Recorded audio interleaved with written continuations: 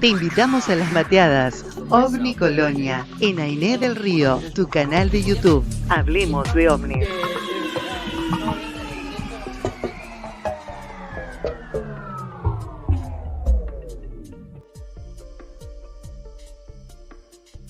Buenas noches, ahí estamos, espero que me estén escuchando muy bien. Bienvenidas y bienvenidos a una nueva edición de su mateada OVNI Colonia, aquí transmitiendo desde el canal Ainé del Río para todo el mundo desde Colonia, Alemania. ¿Cómo están? Que tengan un hermoso sábado, espero que estén pasándola bien, en familia, con toda la gente que los quiere y que ustedes quieren.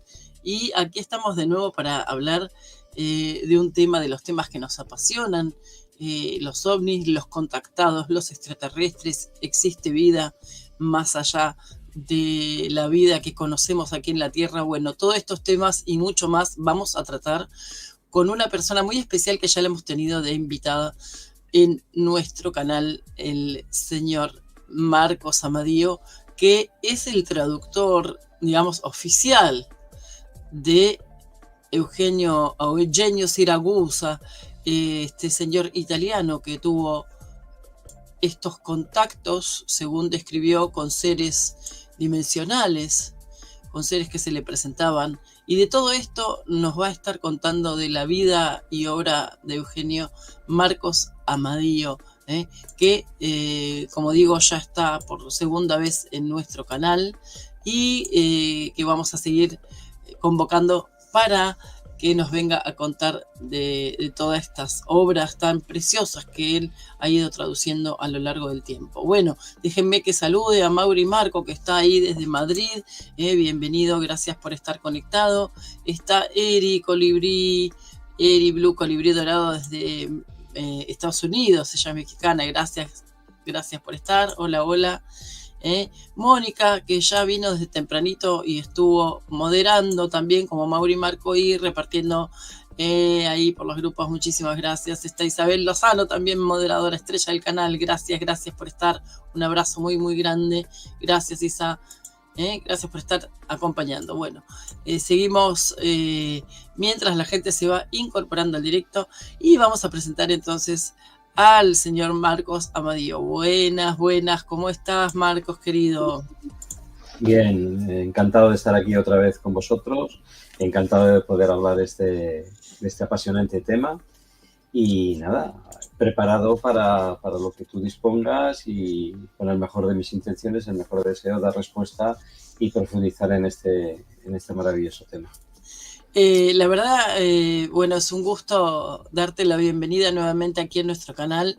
Qué cosa apasionante la vida de este hombre, ¿no? Primero preguntarte qué te llevó a conectarte a la vida de Siragusa y de la mano va que contemos un poquito quién era Eugenio Siragusa. Bueno, yo desde muy pequeño, creo que ya lo comenté en la entrevista anterior, siempre tuve sensibilidad por los temas espirituales y por los temas que tenían relación con conciencias no de este mundo que venían a visitarnos, un tema así extraterrestre. Entonces, en mi historia personal, lo que ocurre es que en el año 1975, Eugenio Siragusa aparece entrevistado en un programa de televisión española de máxima audiencia, Estudio Abierto, dirigido por un personaje que era carismático y muy conocido, José María Íñigo, y fue para mí un shock escucharle. Como mi padre, soy de ascendencia italiana, podía entenderle perfectamente, quedé embelesado por lo que él contaba, ¿no? Situémonos en el año 1975, el tema extraterrestre poquito a poquito se estaba empezando a abrir espacio y fue para mí un shock, pero en positivo, ¿no? Porque digo, yo esto lo tengo que conocer, quiero profundizar. Paralelamente a ese programa aparecieron unos artículos en una revista española, artículos de Juan José Benítez, en las que él contaba su experiencia de entrar en contacto con un grupo de contacto, entre comillas, en Perú. Me estoy refiriendo a Carlos y Sixto Paz. Ujú. Y publicó una serie de artículos. Yo, para aquello fue, vamos, el sumum de los sumum, ¿no? Ujú.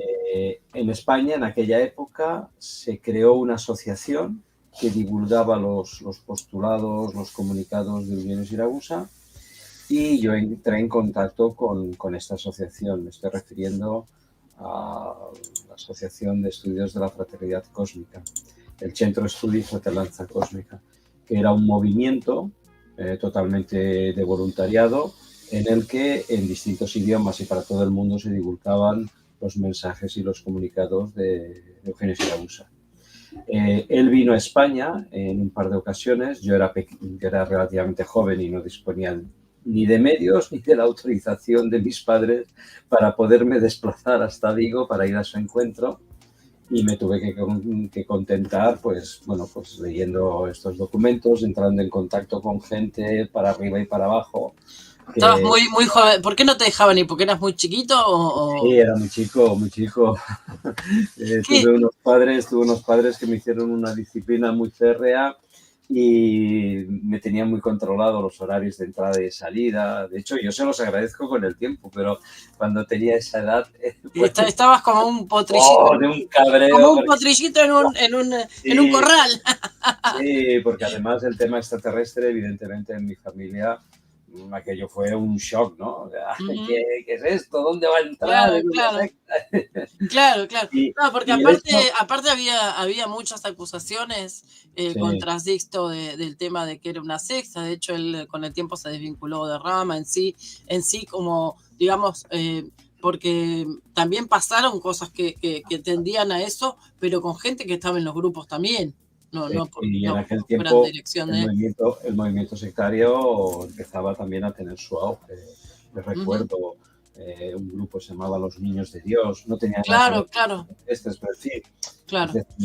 Había mucho revoltijo en la época de toda esta novedad que salió afuera, ¿no? De toda esta temática, ¿no? Y de hecho, el haber conocido paralelamente al movimiento de Sixto Paz, la Misión Rama y Eugenio Siragusa, me permitió entender bien lo que es el fenómeno del contactismo, el fenómeno de recibir mensajes con los seres no de este mundo, y empezar a hacer un poco experiencias y elementos de conocimiento que me han llevado a la madurez que creo que tengo ahora un poco en estos temas y poder compartir lo que estamos hablando. Porque si bien es verdad que conocí a Eugenio por primera vez, digamos, donde yo más me integré fue en la Misión Rama, los grupos de contacto, las psicografías, las salidas al monte para ver ovnis, en fin, todo un movimiento que fue una experiencia muy enriquecedora en el tiempo y que, como digo, me permite, desde mi experiencia y desde mi bagaje, exponer lo que aprendí de toda esta situación. Porque fue un pionero en ese sentido también, Sixto, ¿no? Sí. Lo que ocurre es que la gran diferencia... Soy muy amiga de Sixto, él ha venido ya varias veces también acá al canal, es muy, muy lindo. Un día los voy a invitar juntos. Sí. Lo que pasa es que la gran diferencia está en que nosotros no somos los que contactamos con estos seres, sino son estos seres que nos contactan, y es un tema bastante delicado que vamos a tener que profundizar. Y volviendo al tema de Eugenio, en el año 1980 yo tuve, ya como digo, yo era descendiente de italianos. Se crearon las condiciones idóneas para poder ir ya a Italia a visitar y conocer por primera vez en persona a Eugenio, a quien había estado siguiendo todo ese tiempo. Te trajo, ¿no? Te trajo sus frutos en la perseverancia. Sí, de hecho, incluso puedo decir que ya a mi edad, ya han pasado de eso más de 50 años, sigo totalmente integrado en este conocimiento y en esta... o sea, forma parte de mí, ¿no? O sea, no es un tema como a muchas personas que yo he visto con el paso del tiempo que pierden el interés o cambian o modifican, ¿no? O sea, y ya te digo, o sea, lo considero una parte íntegra de mi vida. Quizás también. quizás por eso explica que desde tan temprana edad estuviese ya vinculado y dentro de esta dinámica, porque mi juventud siempre era estar rodeado de personas mayores que hablaban de estos temas, que estaban metidos en estos temas, y no viví lo más cotidiano de la gente joven, ¿no? O sea, jugar a fútbol en un equipo, aparte que era malísimo, no es que no quisiera. Pues vida social en aquel tiempo, la discoteca, los conciertos, o sea, yo estaba muy metido en estos temas y siempre con gente mayor que yo. De hecho, en muchas reuniones era el más pequeño. Te iba a preguntar eso, ¿no? Que cuando vos ingresás, la gente que era, ¿encontraste alguna diferencia también generacional en el modo de ver el fenómeno cuando te metiste en eso? O sea, ese modo que de repente lo veían tus padres, pero la generación de ellos, ¿no? ¿Llegaron a aceptar esta realidad inclusive con el tiempo o se mantuvieron en el escepticismo? La experiencia la anécdota que puedo contar fue que en una ocasión mi padre tuvo la oportunidad de conocer a gente que estaba vinculado en estos temas a nivel bien de dentro, bien de corazón. Y él le dijo una frase a mi madre que la tranquilizó. Él le dijo, mira, mi padre era italiano, había sido un hombre de viajes, de negocios, era un hombre, entre comillas, de mundo. Había conocido a muchas personas. Y él le dijo a mi madre, para tranquilizarla, una cosa. Mira, yo no sé dónde está Marquitos metido. No lo entiendo. Me llamaban en casa Marquitos.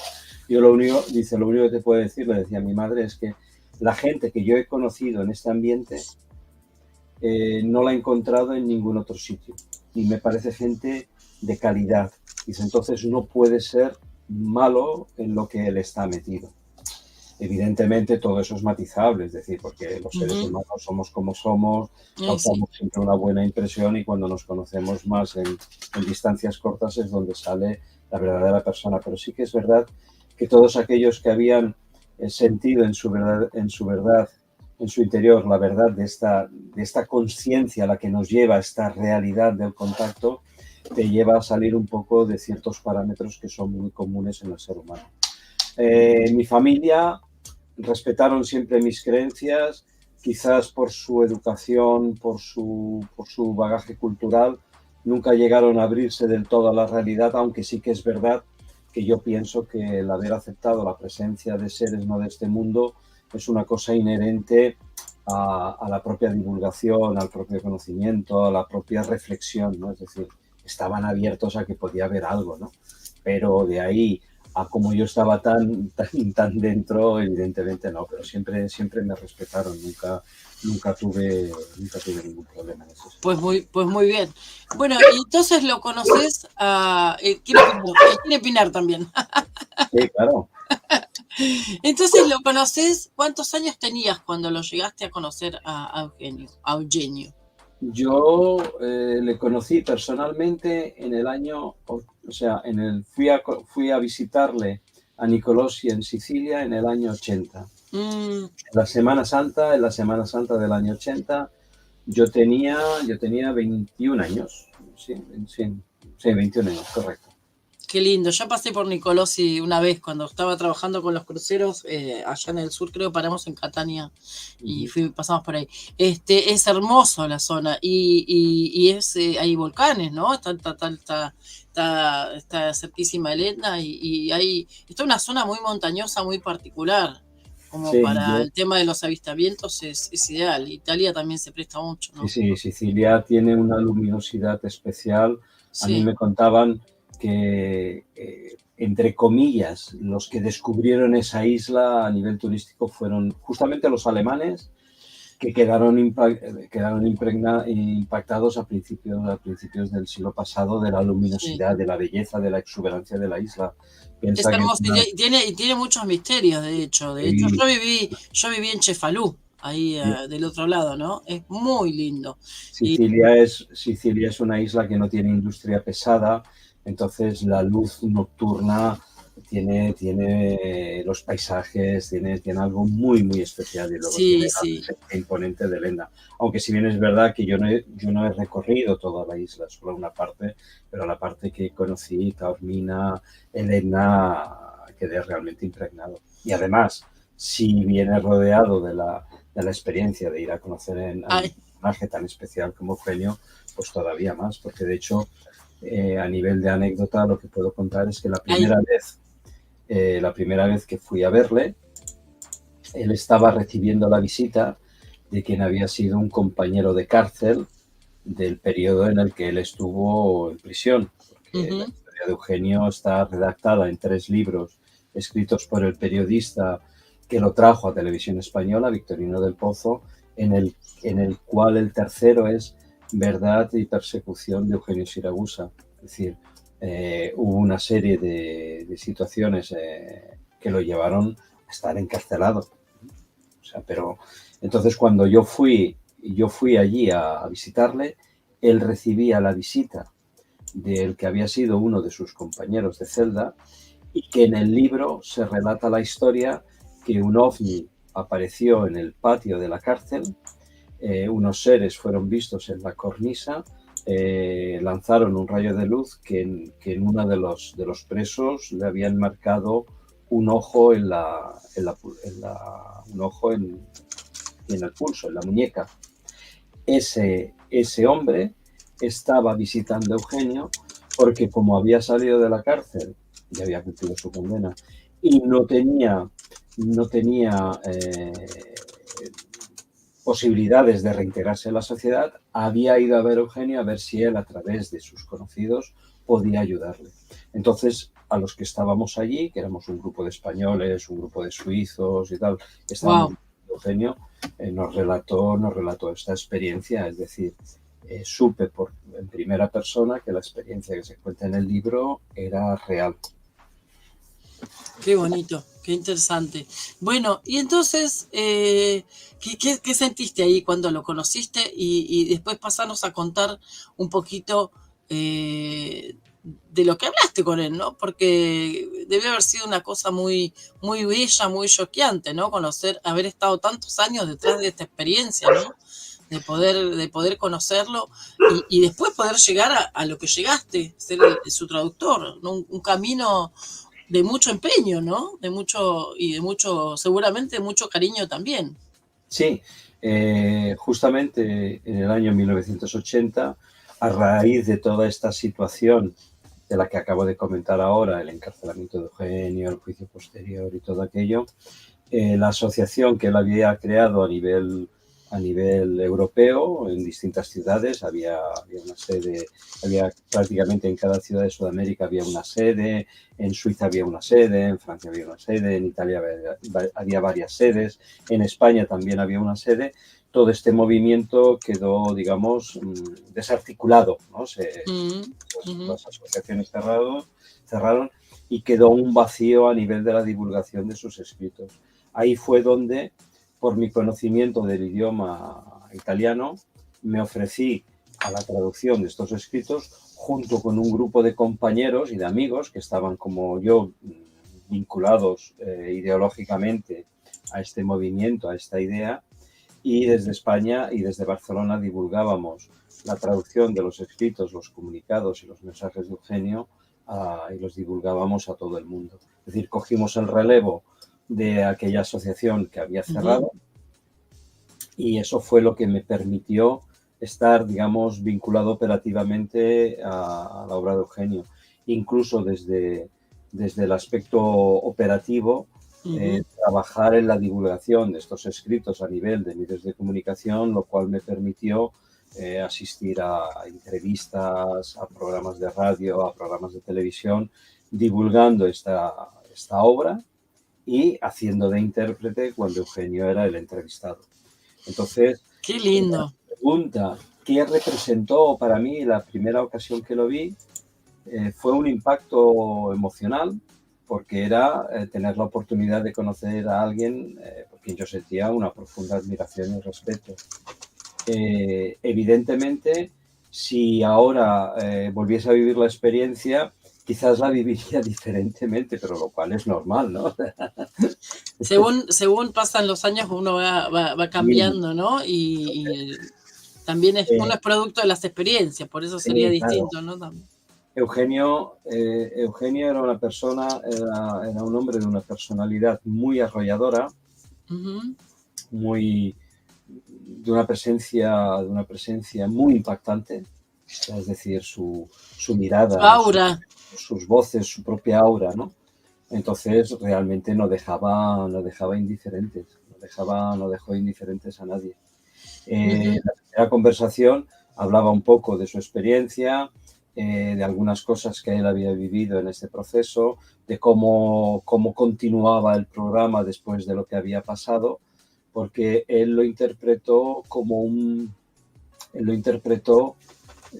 bloqueo, como un freno a una obra de concienciación que a través de él se estaba haciendo al mundo, pero del cual él no era el único que la estaba haciendo. Es decir, el programa operativo de estas conciencias no solamente se realiza a través de una persona, sino de un conjunto de personas en la cual cada uno en un momento determinado, de una manera precisa y específica, hacen algo. Es decir, es como si fuese un cuadro en el que cada uno da a su turno su pincelada, que en el conjunto forman la pintura del cuadro. Es decir, Eugenio tuvo una misión de contactada bien específico en un arco de tiempo, o llevó un programa de concienciación y de conocimiento importante.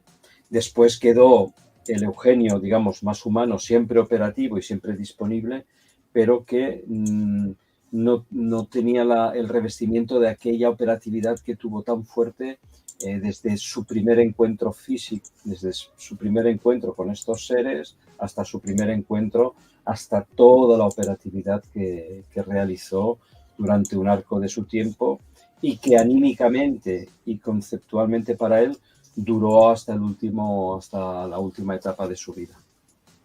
O sea, él no era entonces ni el único contactado, ni siquiera era, digamos, se sentía que aunque lo bloquearan a él, había otras personas, o tenía esa información de que había otras personas trabajando, ¿no? En lo mismo, en esta divulgación. El programa de estas conciencias, y ahí difiero de lo que muchos han podido llegar a identificar como una actuación de estos seres, se aparta totalmente de lo que es el exhibicionismo, es la demostración para nuestros sentidos. Es decir, hay muchos grupos de contacto en las que se basan en la experiencia visual de ir al encuentro de estos seres en un lugar determinado, ¿no? Yo no digo que algunas veces esto haya podido suceder, pero no es el modus operandi de estas conciencias. Y eso es una cosa que yo he aprendido a lo largo del tiempo, y es lo que hacía referencia cuando decía que a través de mi conocimiento, por haber conocido lo que eran los grupos de contacto, con la realidad operativa de estos seres que no tienen nada que ver. Yo lo comentaba al principio, o sea, empecé con la misión Rama, formaba parte de un grupo de contacto en el que yo pensaba que yo formaba parte dentro de ese grupo de los que estaban en contacto con estos seres, hasta que comprendí que no somos nosotros los que contactamos con ellos. Ellos nos contactan a nosotros, y a veces, la mayoría de las veces, sin que lo sepamos conscientemente, aunque hay muchos que sí, que lo pueden llegar a saber conscientemente, pero también puede pasar que una vez que esa parte del programa que ellos han querido realizar, a través de esa persona en concreto, que puede abarcar múltiples aspectos, desde contactar a una persona, dar un mensaje a una persona, hacer una filmación OVNI que sirve para dar un comunicado, hacer una película, hacer una obra de arte, cualquier cosa. O sea, todo es válido para despertar la conciencia de los seres humanos. Pero a veces hay... sí, en el cine también se ve mucho, es verdad. Y hay quien se ha quedado enganchado a ese programa, a esa realización, y ha podido entrar en delirios de todo tipo, incluso irse a la cabeza. Ha habido historias muy fuertes en ese sentido que han llegado incluso a desvirtuar la realidad. Es decir, estos seres, y esto lo comprendo. Claro, porque ahí empieza a jugar un poco la fantasía o la sugestión, varias cosas, ¿no? Entran en juego en esa situación. Estos seres, estas conciencias, entran en estado de máxima preocupación cuando el ser humano empieza a utilizar la energía atómica, aplicándola para fines destructivos, de poder y de dominio. Esa es el disparo de alarma sí, de la venida de estos seres para concienciar al ser humano, desde el propio dentro del ser humano, de que esa es una vía que inevitablemente nos puede llevar a la autodestrucción, ya no solo de nuestro planeta, sino de nosotros como humanidad, porque los efectos de la radiación atómica, tanto en su uso militar como en su uso pacífico, pueden llegar a modificar la genética humana la genética del ser humano, que no es más que una obra realizada por los genetistas del cosmos, llamados Elohim o dioses. Uh-huh. La genética, dicen por ahí, ¿no? Hay muchas teorías también que dicen que los grises que nos visitan u otros seres, dicen que estas teorías que pueden ser humanos del futuro, modificados genéticamente. ¿Qué supiste acerca de esto? Yo creo, dentro de mi proceso de profundización y de conocimiento y de estar dentro de este tema, yo veo que mis conocimientos o mi visión de la realidad ovni cambia a medida que tenemos más elementos de comprensión, más elementos de estudio, más experiencias. Uh-huh. Viendo la realidad del tiempo como algo lineal, o sea, no como algo, a ver si me explico, no como algo lineal. Uh-huh. El tiempo es una percepción. Es decir, el ahora que yo he dicho ahora ya es pasado. Exacto. Mientras que el futuro en el que yo diré algo más después de la hora todavía no ha venido, pero en el momento que se manifieste deja de ser futuro para ser el presente, pero ese presente pasa enseguida. Es decir, claro, pero el futuro nunca existe al mismo tiempo, ¿no? Porque exacto. Al no estar cumpliéndose, estamos en el eterno momento presente, digamos. Es decir, la percepción del tiempo no es la que tenemos. Claro. Si fuésemos capaces de percibir el tiempo en su real dimensión, quizás nuestros conceptos cambiarían de tal forma que sí que podríamos entender que potencialmente ese ser del futuro que viene a visitar mi presente, sea yo en el mismo futuro tratando de venir a su pasado para cambiar su realidad. He hecho un juego de palabras, pero con un conocimiento muy profundo. Sí, y sí. Eso, para explicarlo de una forma más o menos un poco más entendible, hago referencia a la frase de un famoso, entre comillas, científico de hace más de 2000 años que él dijo: yo soy el que era, el que es y el que será. Es decir, se puede estar conscientemente con nuestra conciencia, no con nuestro físico, en el pasado, en el presente y en el futuro. Nosotros ahora, con nuestro estado de conciencia y nuestra comprensión, solamente estamos aquí. Solamente estamos en el aquí, claro, y en el... Pero puede ser que haya una parte de nosotros que esté en el futuro. Estos conceptos, hace 30, 40, 50 años, cuando yo, y hablo por mí para personalizarlo, yo no sé si la mayoría de la gente que los escucha también pueda tener esa misma percepción, esa misma idea que yo. No abarcábamos a conocer estos conocimientos. Entonces, nuestra visión de la realidad extraterrestre puede ir modificándose a medida que vamos integrando nuevos valores, en los cuales no se descarta que sea eso. Yo, a nivel personal, una de las cosas que más me costó aceptar era la figura del vamos a ver, extraterrestre con no buenas intenciones. Y que de una manera maravillosa ha definido un amigo mío, en el que me ha estado explicando ciertas experiencias que ha tenido relacionadas con este tema en Rusia, en la que dice, están los extraterrestres y están los alienígenas. De la misma manera, me gustó la definición, me gustó. de la misma manera que se puede hacer la definición de ángeles del ayer, extraterrestres hoy, también se puede hacer la definición de diablos y demonios del ayer, alienígenas de hoy.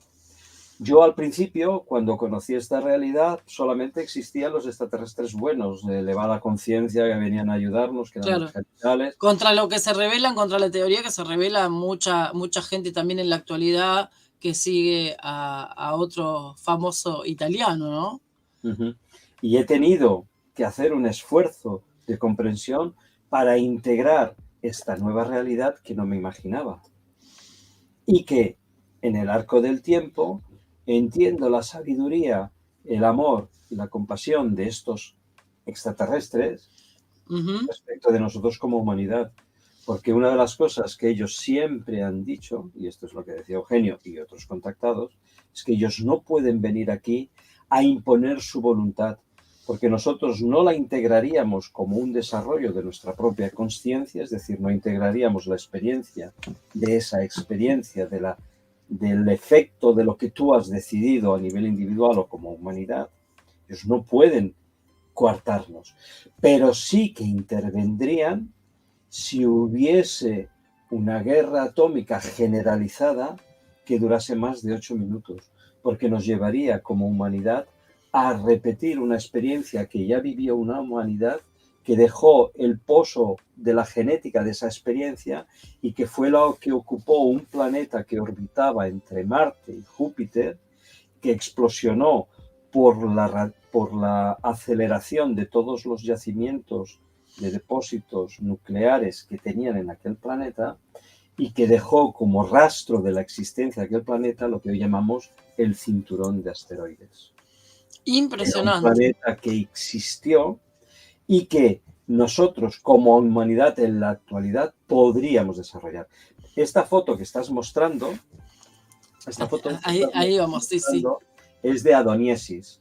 Adoniesis es uno de estos Elohim, uno de estos padres que han sembrado de vida el universo o el universo en que nosotros ocupamos, y que fue uno de los que instruyó el programa operativo de Eugenio Siragusa, que duró un arco bien preciso de tiempo humano y que abarcó desde su visión con estos seres en el año 1900, espera que lo tenía aquí apuntado por mi memoria, en el año 1952, y que se encontró físicamente en las laderas del Etna en 1963, cuando le dieron en mano un mensaje que tenía que ver con esto que acabo de decir ahora, del uso de la energía atómica, que fue la primera vez que Eugenio Siragusa los encontró personalmente, 11 años después de su primer encuentro. Entonces, en este desarrollo de cosas donde primero se le aparecen como seres incorpóreos de alguna manera, ¿no? Como una presencia, pero un poco más incorpórea, hasta que se encuentran físicamente. ¿Esa aparición incorpórea correspondía a un estado de la propia materia de ellos o era como una comunicación, no sé cómo decirte, se habían presentado dimensionalmente y después llegaron físicamente hasta el sitio? Esta foto en concreto, Eugenio la tomó, él explicaba, él la tomó fotografiando de manera totalmente impulsiva. Sintió de fotografiar la pared de una iglesia que estaba en Catania, una fotografía que además realizó a plena luz del día con la gente que circulaba por allí. Él sintió de hacer una foto a la pared y el negativo de la foto quedó impreso con esta imagen. Él, Eugenio, sentía que había una presencia, pero no la veía. La cámara fotográfica la captó. Dejó la radiación que emitía esta entidad, que no era visible a los ojos humanos, sí que era sensible para polarizar la emulsión química del carrete fotográfico, que fue la que después, al ser revelada, mostró que allí había una entidad que él no veía. Y este era Adoniesis, vuelvo a decir, un ser que Eugenio decía que no era de nuestra dimensión, de nuestra tercera dimensión, era de quinta o de sexta dimensión, que además estaba en contacto con él, es decir, él recibía comunicados de esta entidad, por eso conocía su nombre, Adoniesis, que además, por pequeños detalles, se podía ver la diferencia de los ojos, es decir, tenía los dos valores masculino y femenino perfectamente integrados, se veía como una especie, lo que él definía como el astroaudio, una especie de sensor que permitía que las ondas cerebrales pudiesen transmitirse en longitud de onda a una longitud que el pensamiento, el cerebro de Eugenio, los pudiese recibir como mensaje. Cuando Eugenio los encuentra por primera vez en las laderas del Etna, en el año 1963, él los ve físicamente, él ve el platillo volante ya aterrizado, ve dos seres que le estaban allí esperando. Él los define con los nombres de Ítacar y O'Hara, dos seres con los que él también había recibido comunicaciones de aspectos más bien filosóficos y científicos, y que le dan ese mensaje para que él lo transmita al día siguiente a todos los jefes políticos y militares del mundo, en el que se insta por parte de estas conciencias a abandonar el uso de la energía atómica para fines de dominio, de poder o de control. Porque de la misma manera que ahora nosotros como sociedad cada vez somos más conscientes de que hay una manipulación de la historia, una de las manipulaciones de la historia más poderosas que hay es el uso por parte del ejército norteamericano de las bombas atómicas en Hiroshima y Nagasaki, que se dijo en su momento que eran para finalizar la guerra. Y eso no es cierto, porque en el momento que se utilizan las bombas atómicas, los japoneses ya estaban usando su último recurso. Tú sabes que la cultura japonesa impide, por honor, rendirse. Los japoneses estaban utilizando los kamikazes. Los kamikazes, te iba a decir eso. Era es como el harakiri. Sí, es el último recurso. Inmolarse para conseguir el objetivo, ¿no? Por el honor. Claro, los Estados Unidos hacen las explosiones atómicas por dos motivos. Uno, probar en realidad el efecto de una bomba atómica. Ellos ya estaban cansados. Se habían probado, ¿no? También en el desierto. Ellos ya estaban cansados de probarlo en el desierto. Exacto. Querían probarlo físicamente. Qué horrible. Y segundo, hacer una demostración al mundo que a partir de ese momento la hegemonía del poder en la Tierra la detentaba el más fuerte. El más fuerte era el que tenía la bomba más grande. De hecho, justo unos meses después de acabada la guerra, dos países que habían combatido juntos contra el nazismo se separan y se convierten en antagónicos, entrando ya la humanidad en una espiral destructiva tremendamente peligrosa, porque los Estados Unidos y Rusia, que habían sido aliados, se separan. Los rusos, a su vez, también empiezan a desarrollar la energía atómica, y ahí empieza ese baile, esa danza macabra, de la cual ahora nosotros estamos sufriendo aquellos efectos tan deletéreos y que pueden volver a poner a la humanidad en jaque como ya estuvo en aquel tiempo. Porque Eugenio Siragusa, como personaje, sale a la fama mundial cuando en plena guerra, cuando en plena crisis de Cuba, cuando tanto los americanos como los rusos ya parecía que iban a entrar en un conflicto nuclear por la invasión de lo mismo que ha pasado ahora, Me leíste la mente. Me leíste la mente, era la siguiente pregunta. Pasó en Cochino, ¿no? Y en Cuba. Claro, los rusos llevan allí los militares y los norteamericanos se empiezan a alterar. Ha pasado exactamente lo mismo, sí. Solo que... Es que ellos sienten que tienen que estar en todas partes. Eugenio, ellos no intervienen. Eugenio, por voz de estos seres, les dijo que ellos estaban sensibilizando a las almas para que eso no pasase. La sensibilización consistió en despertar a Juan XXIII, que en aquel momento era el mandatario del Vaticano, de la Iglesia Católica, a Khrushchev y a Kennedy. De hecho, después de aquella sensibilización que seguramente tuvo que ver con el avistamiento y la presencia ovni, de hecho se cuenta que Juan XXIII, estando en Castel Gandolfo, se encontró con los extraterrestres, se encontró de viva voz con los extraterrestres que le estuvieron hablando. De hecho, hay el testimonio de su secretario personal, Corrado Balducci, me parece que era, que antes de morir Corrado Balducci confirmó que efectivamente Juan XXIII se encontró con los extraterrestres.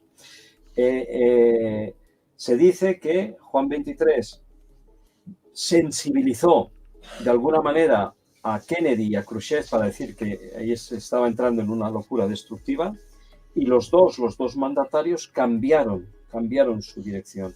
De hecho, Kennedy... Sí, mostramos unas fotos también, ¿no es cierto? Kennedy empezó a desarrollar los viajes espaciales para integrar a la humanidad conscientemente al cosmos, y Khrushchev se acercó a los Estados Unidos. De hecho, fue el primer presidente que fue a los Estados Unidos, y luego los tres misteriosamente, en el transcurso de poco tiempo, los tres desaparecieron de las esferas del poder. Se dice que Juan XXIII fue asesinado, Khrushchev fue Nikita Khrushchev, sí, fue el único. No es Khrushchev, me estoy equivocando. Espérate. Espérate. No era Khrushchev. Lo nombramos en el otro programa. Bueno, era el presidente, fue el único presidente ruso que fue destituido antes de su muerte, porque el presidente en Rusia siempre había sido un cargo vitalicio hasta la muerte. Y Kennedy ya sabemos cómo desapareció de la pista del mundo. Sí.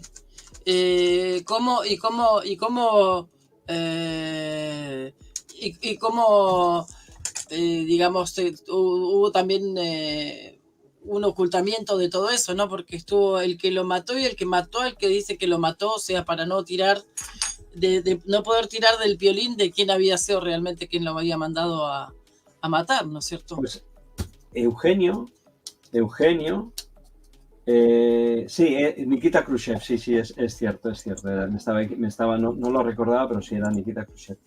Eugenio, públicamente, él dijo que la humanidad no entraría en guerra. Yo recuerdo que se veía como un gran peligro la guerra atómica. Entonces, en Italia, la figura de Eugenio como contactado, que había sacado esta profecía de que no entraríamos en guerra, le dio la fama en Italia, y de ahí él ya salió al mundo explicando su experiencia, la presencia de estos seres, por qué venían aquí, qué cosas debíamos de hacer, qué cosas no debíamos de hacer. En fin, a partir de ahí ya empieza su misión y su salto a conocimiento social, a conocimiento mundial. Eugenio lo invitan en congresos ufológicos, lo invitan a programas de televisión y de radio para explicar su experiencia, y así es como Eugenio empieza a desarrollar su trabajo, digamos, de operatividad pública, en el que él lleva el conocimiento pensamiento colectivo del ser humano, que hay una relación entre estos seres y una conciencia superior, una conciencia, vamos a llamarle crística, ¿no? Una conciencia superior. ¿Qué efecto pensás real que tuvo, ¿no? Que justo la pregunta que venía era sobre lo que está pasando, y después nos vamos un poquito a la obra de Eugenio, pero eso mismo que pasó y que está pasando de nuevo, de alguna manera. ¿Pensás que va a haber también intervención de alguna manera para que estas cosas no vayan a mayores? Buena pregunta. Yo espero que la conciencia del hombre o la conciencia colectiva del hombre sea superior a esa veleidad de dominio y de poder. Estamos complicados, ¿eh? Estamos complicados. Cuando escuchamos, como en las declaraciones de la semana pasada, que el presidente de Polonia dice que él está totalmente de acuerdo en albergar en su país misiles nucleares, eso es una declaración de intenciones gravísima. Uh-huh. Uno de los comunicados que había divulgado en su tiempo Eugenio, te estoy hablando de los años 80, era el peligro de que las centrales nucleares fuesen objetivo de grupos terroristas. Recientemente hemos sabido que la semana pasada los israelíes lanzaron un ataque con drones a una central nuclear en Irán. No dieron de milagro. Uno se pregunta, ¿no dieron porque a lo mejor hubo una intervención que trató de evitarlo? ¿Hasta qué punto, si nosotros como humanidad nos empeñamos en seguir queriendo perseverar en esa vía, ellos lo pueden impedir? Ellos dijeron, o dijeron a la humanidad a través de Eugenio, que solamente intervendrían directamente pasados 8 minutos de una guerra nuclear generalizada, porque entonces se pondría en riesgo la propia supervivencia, no solo de nosotros como humanidad, sino del planeta como soporte físico.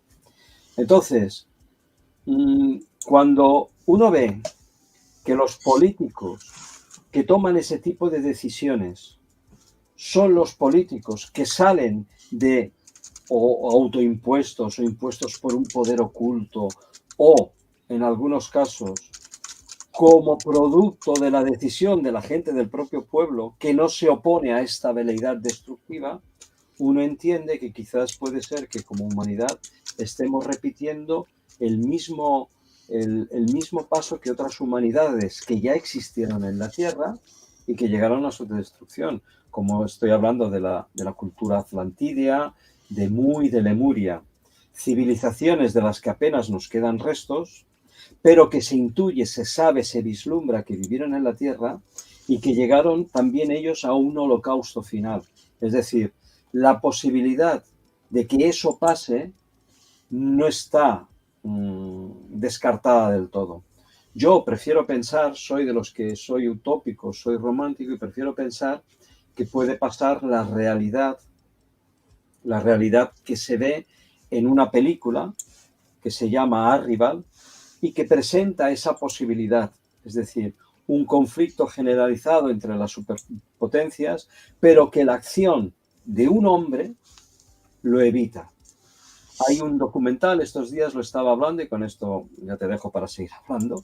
Hay un documental. Tranquilo, todo lo que quieras. Hay un documental que lo he descubierto, pero yo sabía la historia, no sabía que hay un documental realizado por Kevin Costner, en el que es medio ficción, medio documental, en el que el protagonista de ese documental es un militar ruso que en el año 1900, en la década de los 80, su decisión impide el inicio de un holocausto nuclear, porque los sistemas de detección de misiles, siempre presentes y siempre activos, entran en una serie de fallos en cadena por la cual detectan erróneamente la llegada de misiles atómicos a Rusia.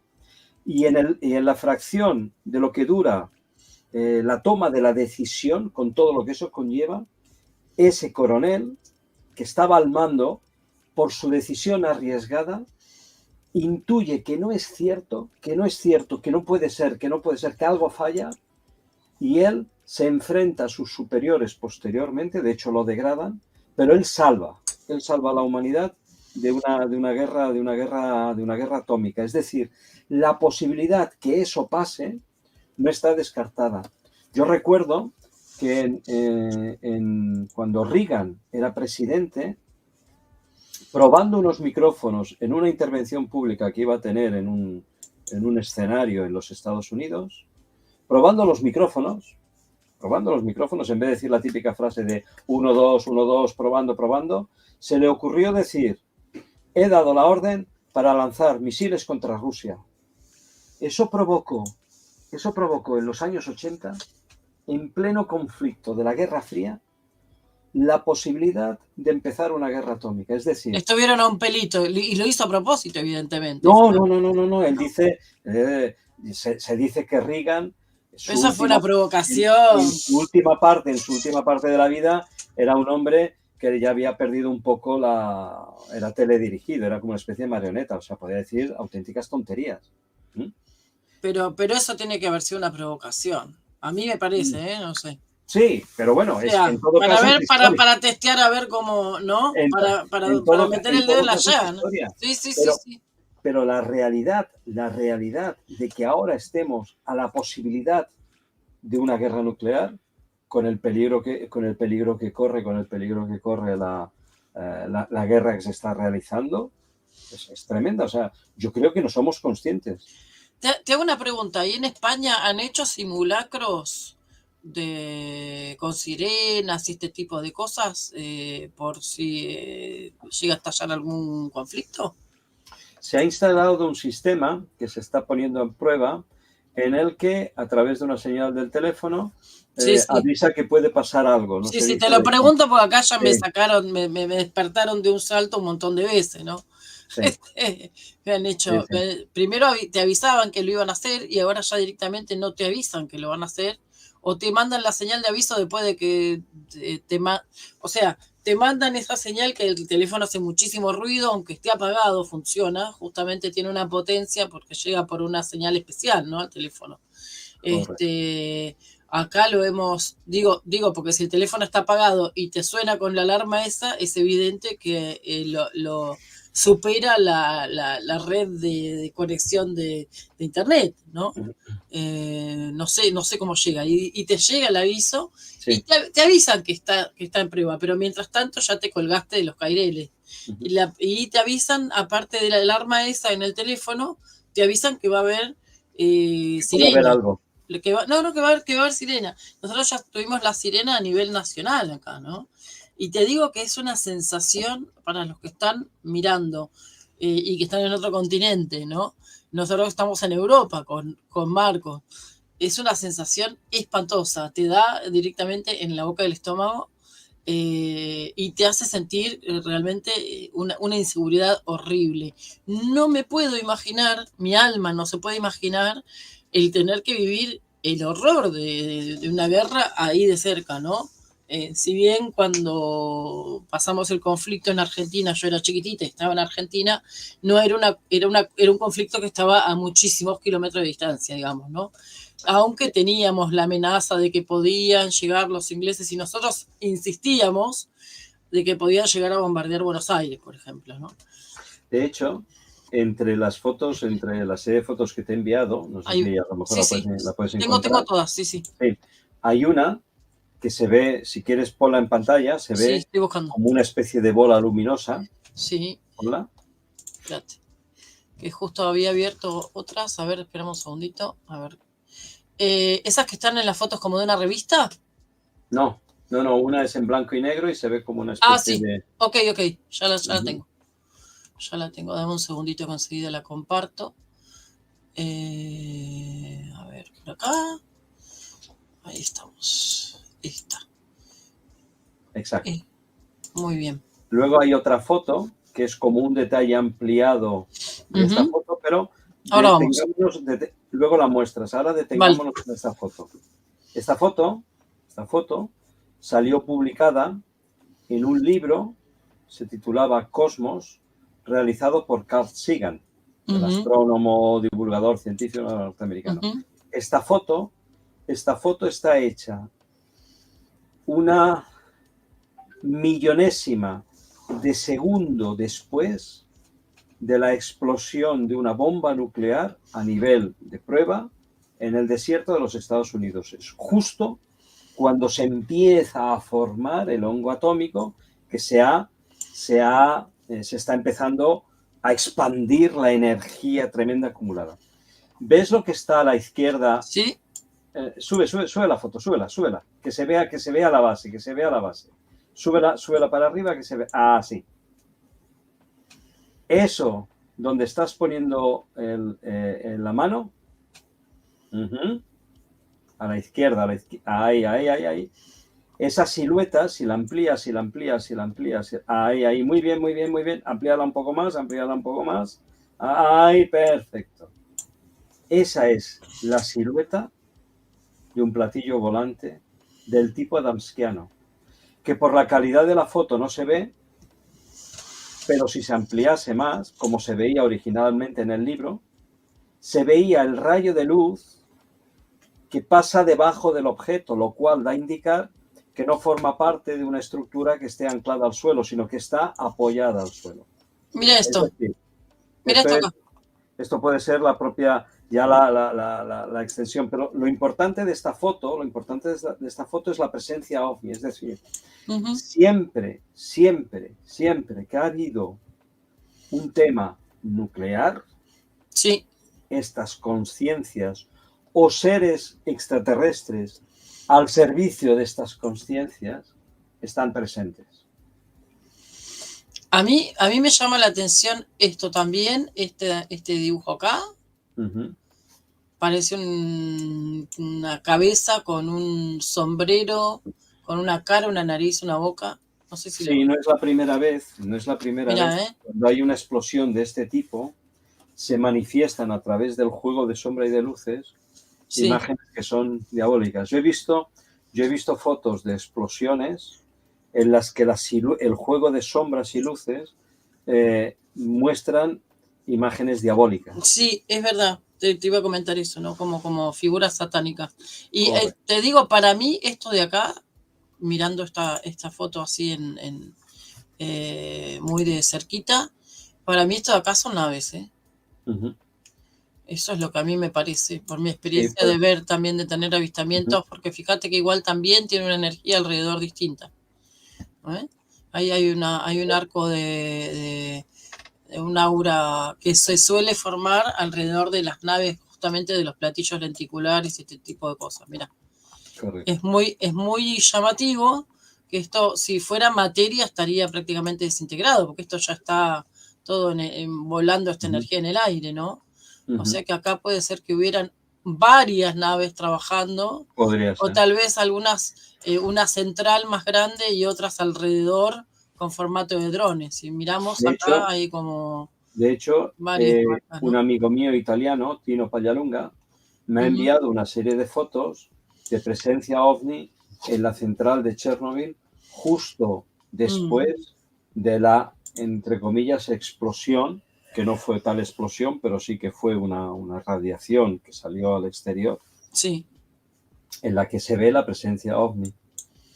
Es decir, el hombre no es consciente de que, y esto fue una de las preguntas, que en una ocasión cuando fui a ver a Eugenio, le pregunté, porque en la Biblia se habla, hay una expresión que ahora no recuerdo muy bien que dice, vuestros pecados serán perdonados, pero no los pecados contra el espíritu, que durarán 7 veces 7 generaciones, o se expandirán durante 7 generaciones. Y yo le pregunté a Eugenio, digo, Eugenio, yo creo que es un pecado contra el espíritu.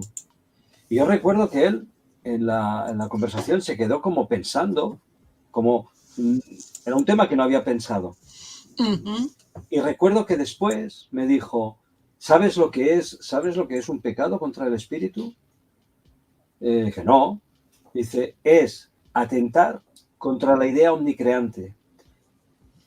La idea del cosmos, la mente que instruye el cosmos, Ujú. universal, llámala como quieras, Dios, mente universal, el uno, el todo, llámalo como quieras.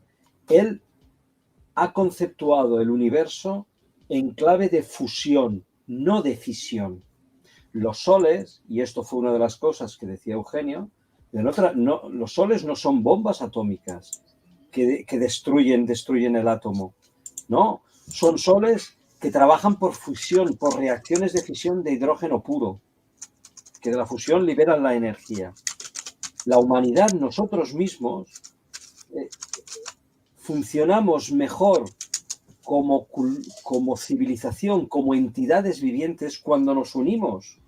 Tú ves, la propia naturaleza es una interacción de comunicación, de integración de todas las razas. Una raza le sirve a la otra, la una se sirve de la otra y todas forman un ciclo. Es decir, el universo trabaja en fusión, en unirse. La fisión es el camino opuesto. Trabajar en la fisión, eso es oponerse ideológicamente a la idea creativa, porque pecado es ir contra, hacer contra la ley. Y me das el pie para preguntarte los experimentos que se están realizando y lo que está proyectado el nuevo anillo de partículas del CERN, que está ahora hace poco, justo el día del eclipse van e inauguran una nueva parte y eso también estaría atentando contra la creación porque estamos jugando a creadores, ¿no? Estamos jugando a ser dioses, ¿no? Pero va en contra siempre y cuando no está en armonía con la ley omnicreante. Nosotros, los seres humanos, somos, y lo dijo el gran maestro Joshua, vosotros sois dioses y haréis cosas más grandes que yo. Pero cuando ese hacer nuestro, y no me refiero a nivel individual, sino me refiero a nivel colectivo, está en sintonía con la mente creativa, porque la gran mente creativa, para manifestar sus ideas creativas en la materia, se sirve del hombre para manifestarlas, porque es a través del hombre como esta gran mente universal toma conciencia de sí misma. Cuando nosotros hacemos este tipo de prácticas, este tipo de experiencias, es porque nuestra naturaleza es de ser dioses. El error que se deriva de esta práctica es cuando esta práctica no está adornada de los valores del espíritu. ¿Cuál puede ser uno de los valores del espíritu? Si nosotros fuésemos capaces de poder realizar la fusión en frío en la Tierra, y se puede hacer, de hecho ya se empezó a hacer, podríamos tener en la Tierra un sol generador de energía ilimitada. Uh-huh. ¿Qué es hacerlo con los valores del espíritu? Que los beneficios de esa acción sea al alcance de todos sin excluir a ningún ser humano. El problema cuando decimos esas cosas, perdóname que te interrumpa en este punto que es importante, es que apenas decís al alcance de todos, enseguida te clavan una bandera que dice comunista. La ciencia, mira, el 99,5% de los descubrimientos de la ciencia son de aplicación militar. Siempre, siempre. Todo lo que nos llega a nosotros... Claro, mucho después llega. Internet, la telefonía móvil, las videoconferencias, todo eso que tiene una aplicación social, antes fue militar. De tal manera que lo que tenemos nosotros entre nuestras manos tiene un rendimiento del 10%, pero a nivel militar tiene un rendimiento del 80%. Mientras que la humanidad no se sienta a una única cosa, cualquier grupo que tenga un elemento de poder lo puede usar o puede estar en tentación de usarlo para control y dominio del resto. Forma parte también de nuestra naturaleza no desarrollada, no concienciada. Entonces, cuando en el ser se hace ese tipo de aplicaciones, evidentemente algo puede quedar para los demás, pero la base es siempre militar y de dominio. Y seguramente instruida en esa capacidad en la que al hombre le hace sentirse Dios, pero por encima del Dios, porque nosotros somos dioses actuando, pero es por encima de Dios, es a un nivel simbólico, en la metáfora de la Torre de Babel. Uh-huh. Es decir, ser más grandes que Dios. Podemos hacerlo, pero cuando nosotros lo hacemos conscientemente y en unión con el Espíritu, está en armonía con el universo y está en armonía con la creación, porque cuando estos dioses, de los que estaba hablando antes, hacen una modificación genética, siembran la vida, está en perfecta sintonía con la idea creante que se manifiesta a través de ellos, de los dioses y por escala de los distintos estados. A veces, un hombre puede estar en una situación desesperada, caído de una montaña con la pierna rota, y de repente pasa por allí un animal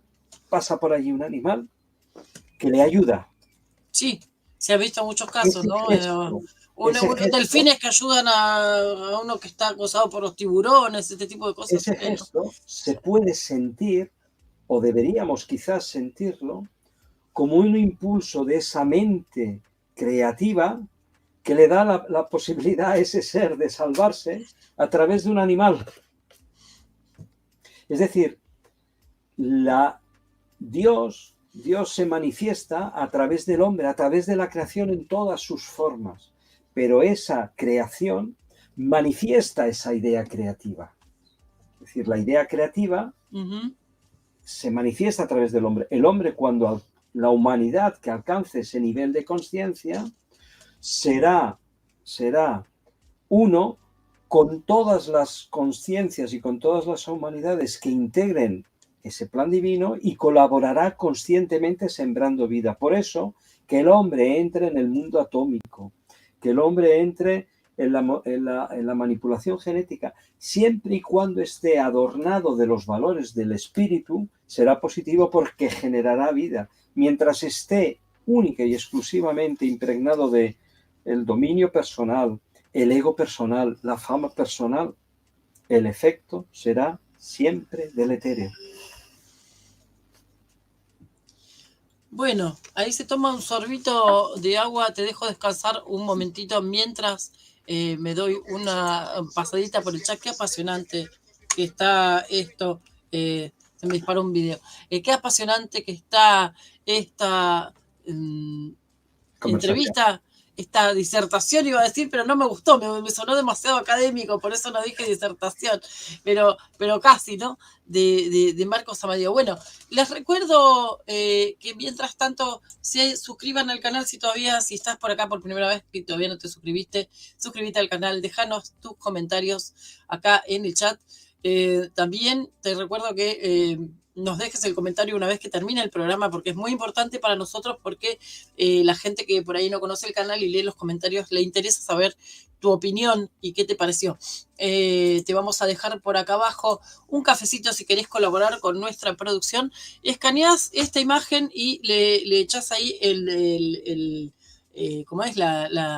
prendés la camarita del teléfono y ahí lo podés leer. Un cafecito es Buy Me a Coffee para colaborar con la producción y también cualquier otro tipo de aportes que quieras hacer a través del PayPal nos ayuda un montón porque tenemos viajes programados, cosas de producción y gastos. Hemos cambiado la computadora hace poquito porque estábamos sufriendo muchísimo con la computadora, así que bueno, ahí a ver que hay que pagar la computadora. Y bueno, muchos temitas que podemos, que pues no es que vamos a ganar dinero, pero es para pagar algunas cuentitas relacionadas con la transmisión del canal. Bueno, muy bien. También podés suscribirte, unirte en este botoncito que está acá abajo, al lado de la transmisión, donde dice suscribirte, al lado dice unirte, y están los escalones de AINE para ahí unirte y colaborar también. Y por supuesto los super chats, los super stickers, y cuando termine la transmisión también se pueden enviar en diferido. He visto, hay un nuevo sistema que es un corazoncito que está abajo.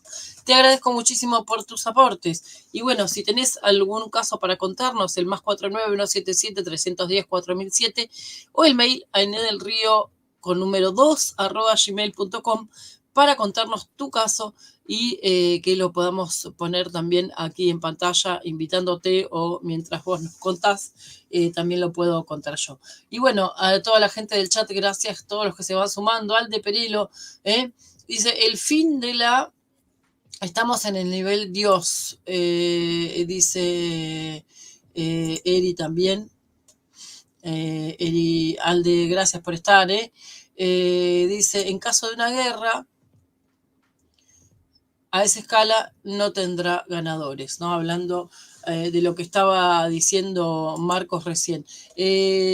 También decía Mónica Álvarez, también en una nueva moderadora acá en el canal, gracias por estar, Moni, se suelen ver también cuando un volcán entra en erupción. Un beso grande también a Nanu, que llegó por ahí, a Eri Colibrí, gracias por estar, ya la saludé también antes. Bueno, Alde estaba, cuando estábamos tratando de adivinar quién era, decía Brezhnev, Boris Yeltsin, estamos ahí. Ahí estaba ahí como adivinándola, jugándolos a ver quién era. Bueno, Claudio Viejo dice, hipnótica la cara del dibujo. Gracias, Claudio, por estar. Un abrazo grande, gracias a toda la gente desde Río Negro, Argentina. Muchísimas gracias. Qué lindo que debe ser. Me quedó en el tintero, tengo que ir a verlo, a Río Negro.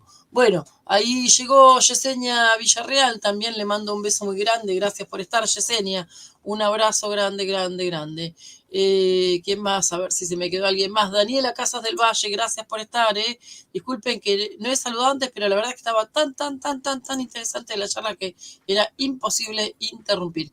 Ahí está, bueno, creo que saludé a todos Nanu también, querida, un beso grande, querida Nanu, que tiene también su canal de Miss, que tiene historias también, cuenta historias de terror y bueno, y las relata muy lindas. Un beso grande, Nanu, gracias por estar.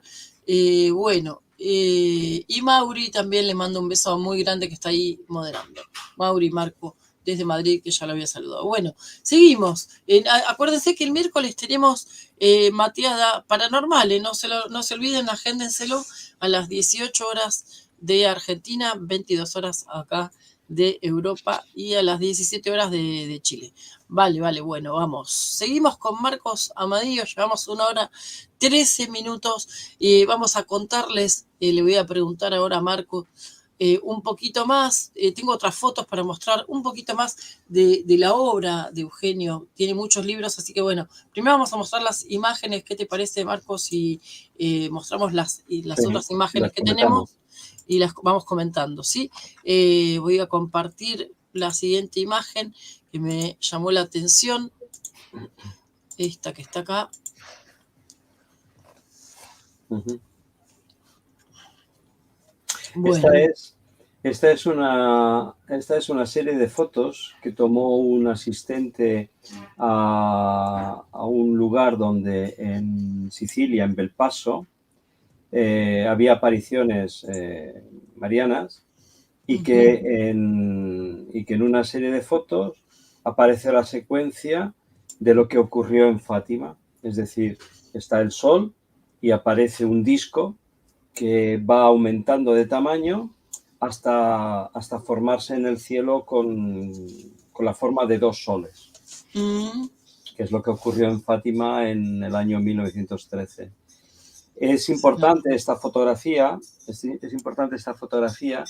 porque haciendo una sintonía, haciendo un paralelismo con lo de Fátima, justamente en Fátima, independientemente de si es o no las apariciones de la Virgen, todas estas historias, que es otro tema, en el tercer mensaje de Fátima, o en los mensajes de Fátima, se habla justamente de que se pide que se hiciese lo posible. El lenguaje eclesiástico era pedir la conversión de Rusia, para que los errores de Rusia no se exportasen al mundo. Además, en el tercer mensaje de Fátima, que nunca se ha conocido oficialmente, sí, oficiosamente, y que parece ser que todas las fuentes coinciden en que el que se conoce oficiosamente es el auténtico, todas hablan de la posibilidad de una gran catástrofe como resultado de una guerra que se sobreentiende es nuclear, porque en el año 1913 la energía o las bombas nucleares ni siquiera eran posiblemente imaginadas, ¿no? Días de oscuridad. ¿Y cuáles son los errores de Rusia que se podrían esparcir al mundo? Como decía al principio, después de la Segunda Guerra Mundial, los dos aliados se convierten en fuerzas antagónicas. Por un lado tenemos a los Estados Unidos, por otro lado tenemos a Rusia, que los dos empiezan a desarrollar la energía atómica. También hay otros países que a su nivel también las empiezan a desarrollar: Francia, Inglaterra, Israel. Es decir, el uso de la energía atómica, una vez que se ha demostrado al mundo la capacidad que tiene, empieza a ser objeto de codicia. Cuando se desmembrana la Rusia, todo el arsenal atómico que ostentaba queda totalmente libre de control. Muchos científicos que habían trabajado bajo el régimen comunista para subsistir se marchan a otros países donde a su vez empiezan a trabajar en el desarrollo de la energía atómica. Es decir, en los errores... Se atomiza, digamos. Los errores del mundo, los errores y los horrores del mundo se esparcen, aumentando con ello la posibilidad de un efecto catastrófico debido a este uso. De hecho, y con esto ahora acabo esta pequeña disertación, estoy haciendo estos días una entrevista a un amigo mío, también vinculado a todo este movimiento, a toda esta realidad, Tino Pallalunga, catedrático de química, que estuvo durante un arco de tiempo de unos 20 años haciendo diferentes viajes a Rusia. Perdona, Marcos, que te interrumpo un segundito, se escucha una música de fondo, no sé si se puede... sí, gracias. Puede ser. Sí, es que si no después nos van a... Igual se colaba. Nos van a... Entonces... después nos sanciona YouTube. Disculpa. No te preocupes. Entonces Tino me explicaba que en una ocasión, él estando allí en Rusia y hablando con un alto grado de militar de alta graduación, por $300 le vende una bomba atómica. Y dice, no, si tú la quieres te la vendo. Bueno, me la vende, sí. Dice, ¿cómo hago yo? Dice, bueno, tú no te preocupes. Cuando tú te montes en el avión, la encontrarás arriba en el departamento de las maletas. Y le dice, bueno, ¿y qué hago yo cuando vaya a Italia? Dice, bueno, eso ya es tu problema. Yo te la he vendido. Yo te ayudo a sacarla de aquí. El resto que tú hagas... O sea, imagínate el nivel de conexiones que manejan aparte para burlar toda la seguridad. Pero 300 euros. Sí, no solo eso, sino la posibilidad de que el armamento nuclear Eso, se haya esparcido, está descontrolado. Es no, decir, no, pero además imagínate que, no sé, pasa algo, estalla en el aire, todo en donde esté, arriba donde esté. O sea, aparte del descontrol de que la pueden llevar y mal usarla en un sitio específico, puede ocurrir un accidente también en la y eso, manipulación. y eso sin contar que también puede ser que haya satélites militares en el espacio con energía atómica a bordo. Y hablando de Eugenio, Mamita querida. una colaboradora de Eugenio que divulgaba desde Suiza sus comunicados, luego esta persona se fue a vivir a Francia, María Milesi, contó una anécdota. Eugenio, por voz de estos seres, en el caso concreto de O'Hara, que era uno de los extraterrestres que él se encontró en las laderas del Etna, Eugenio divulgó un mensaje en el que decía que debido a las explosiones nucleares, la Tierra tenía unas oscilaciones del eje magnético. El eje magnético no es el eje de rotación. El eje de rotación y el eje magnético tienen entre sí una pequeña diferencia de unos pocos grados. Pues la explosión en el subsuelo y en la atmósfera de las bombas nucleares, explosiones hechas para perfeccionar ese tipo de bombas, y que en los años 80 vi una estadística que decía que prácticamente salía a una o dos por mes, porque las hacían tanto los Estados Unidos como Rusia. Esas explosiones provocaban unas reacciones en la corteza terrestre, entre ellos terremotos.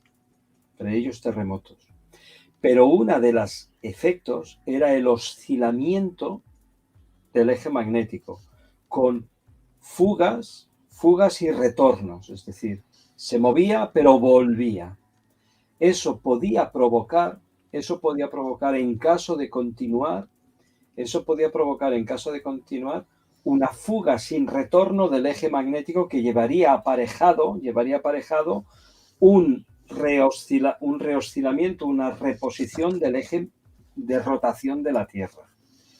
Esta mujer, María Milesi, divulgó estos comunicados donde Eugenio, por voz de O'Hara, este extraterrestre, daba este mensaje con unas imágenes, unos dibujos, unas cosas. María Milesi contó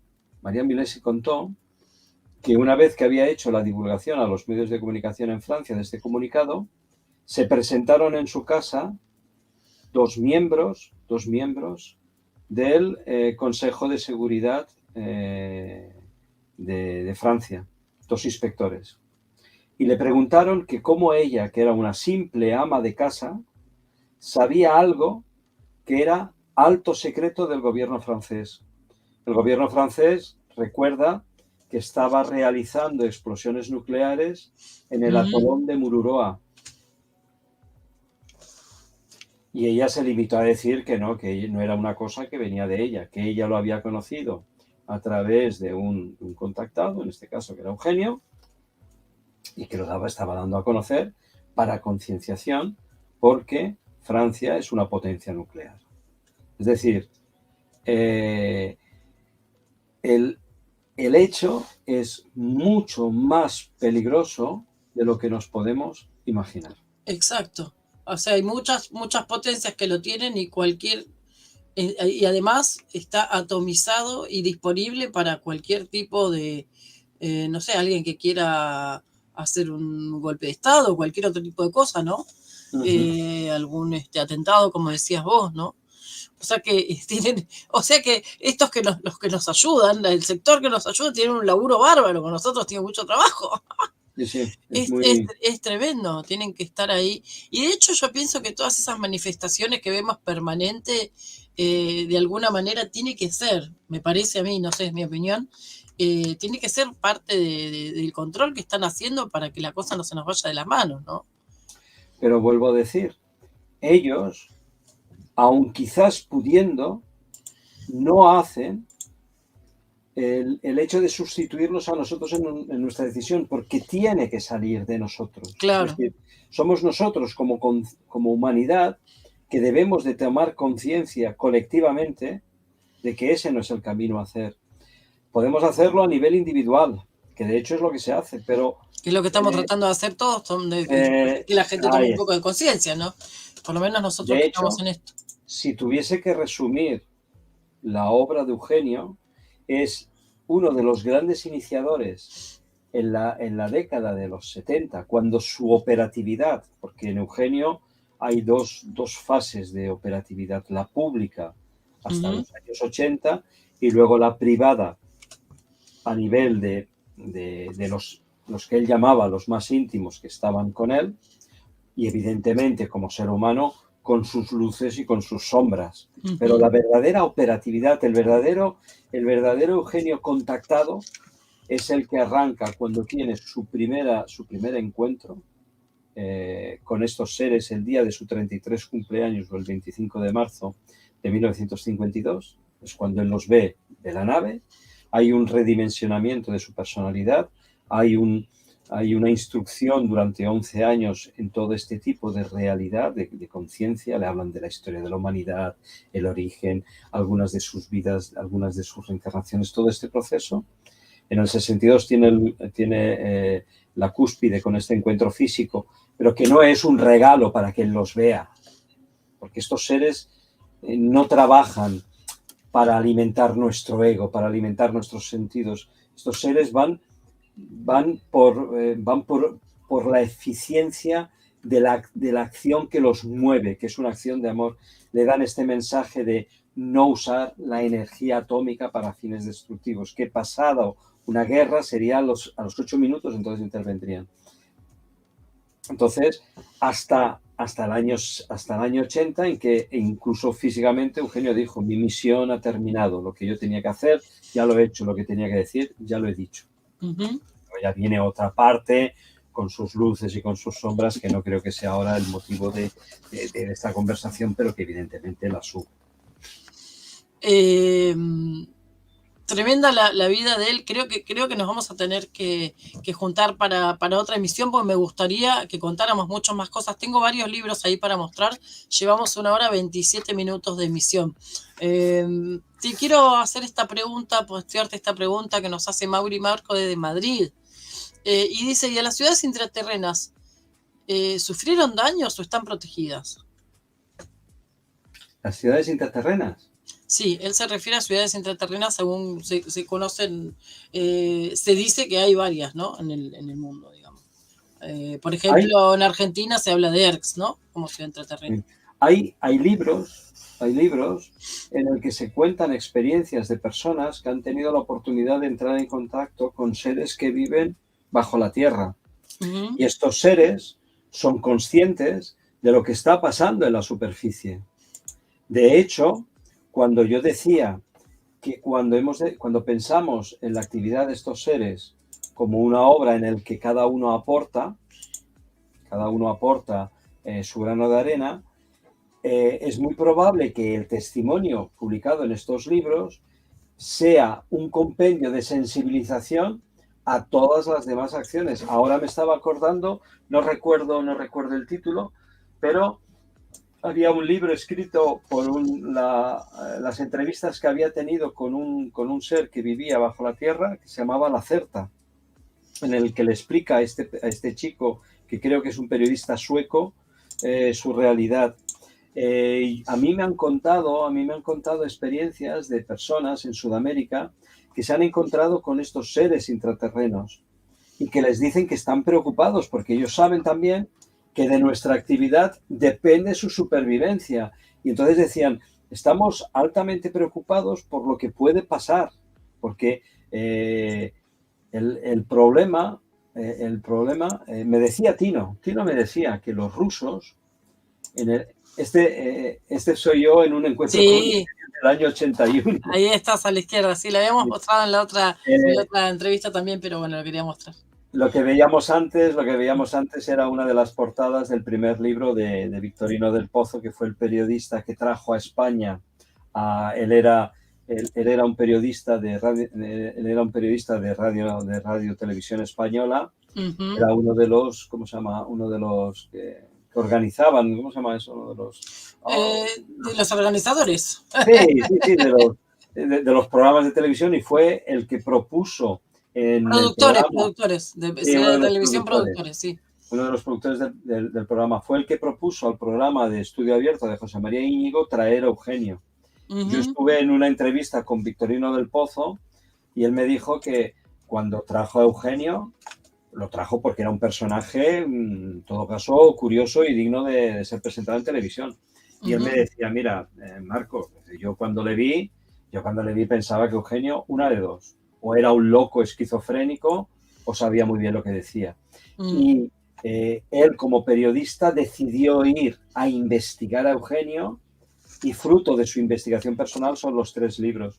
Y como compromiso personal, el último libro de la trilogía que escribió fue Verdad y Persecución de Siragusa, donde desarrolla todo el proceso que llevó a Eugenio a la cárcel, y con ello el fin de su obra a nivel de la divulgación a través de las asociaciones a nivel público y a nivel operativo, ya quedando ya en un segundo término más hacia aquellos que habían hecho suya claro, que habían recogido el mensaje, ¿no? El testimonio que le había dado.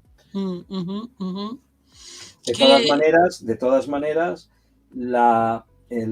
el testigo de su obra, vamos a llamarlo así, hubo quienes lo siguieron realizando. En el caso concreto me acuerdo en España fue muy conocido porque cogió el relevo de su obra, fue la famosa, que muchos lo conocieron en el tema, la Asociación Adonai para la Fraternidad Cósmica. Este es el segundo libro de Victorino del Pozo,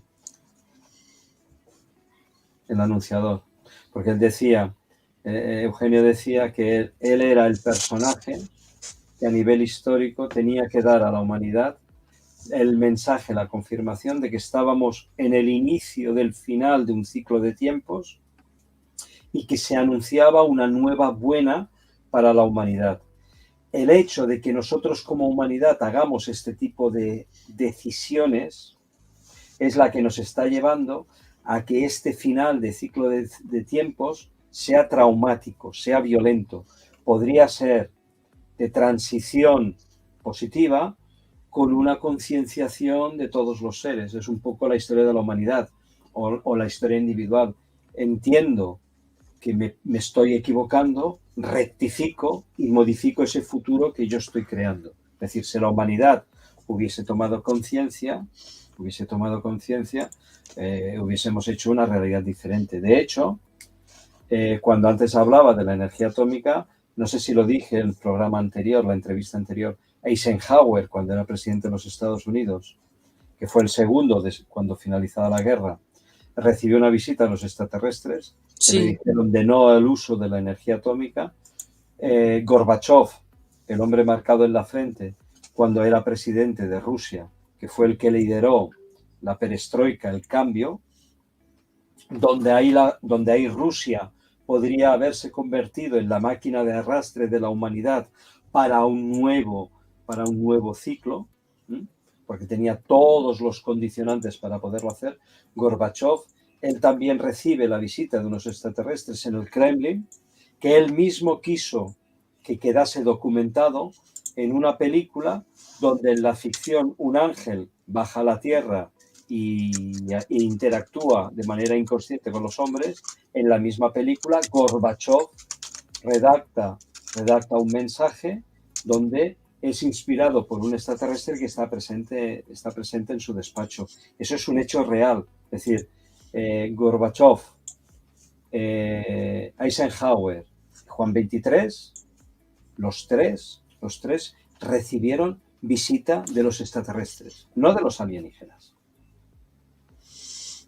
de los extraterrestres, con lo que dicho el concepto que habíamos dicho al principio Unos son de los la extraterrestres entrevista. y los otros son los Exacto. Los alienígenas. alienígenas serían los extraños, los otros, y que son de pronto agresivos o con malas intenciones, etcétera. Es decir, Y los extraterrestres, perdón.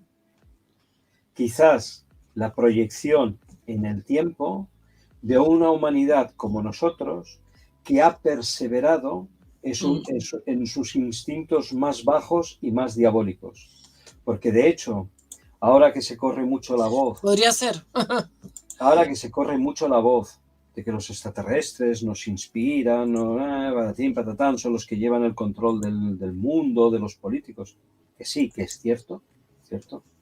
Pero el ser humano, el propio ser humano, es más malvado contra el mismo hombre que no los extraterrestres lo son contra nosotros. Es decir, en nuestro egocentrismo siempre ponemos afuera lo que tenemos dentro.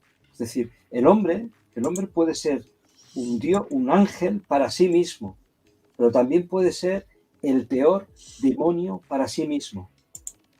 Y el egocentrismo impide reconocerlo.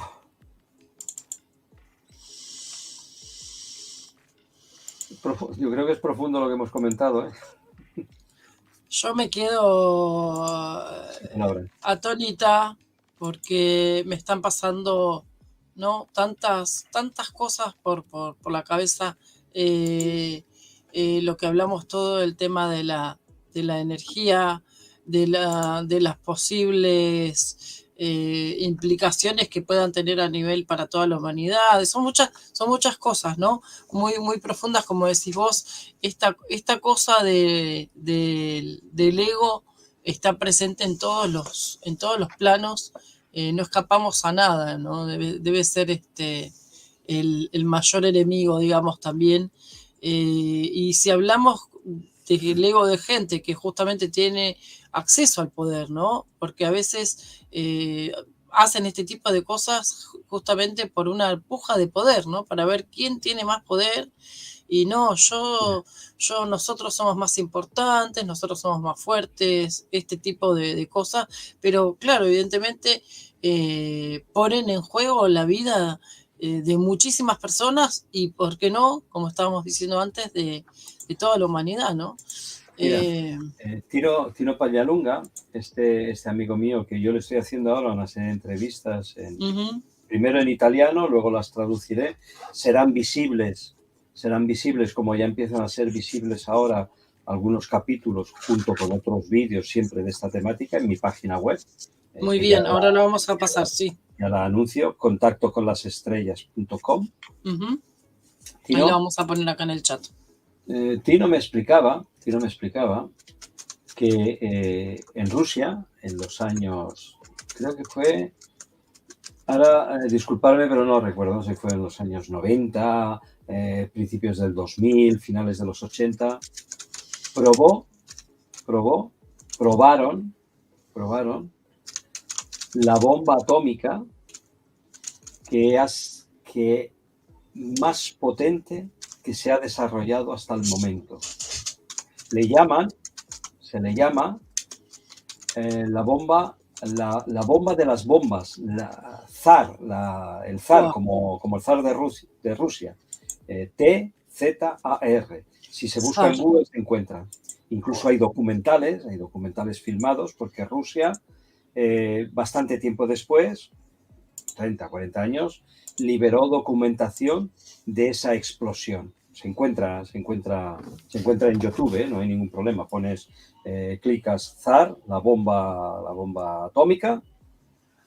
La bomba que explotó en Hiroshima y Nagasaki, igual me equivoco, pero eran 50 kilotones. 50 kilotones.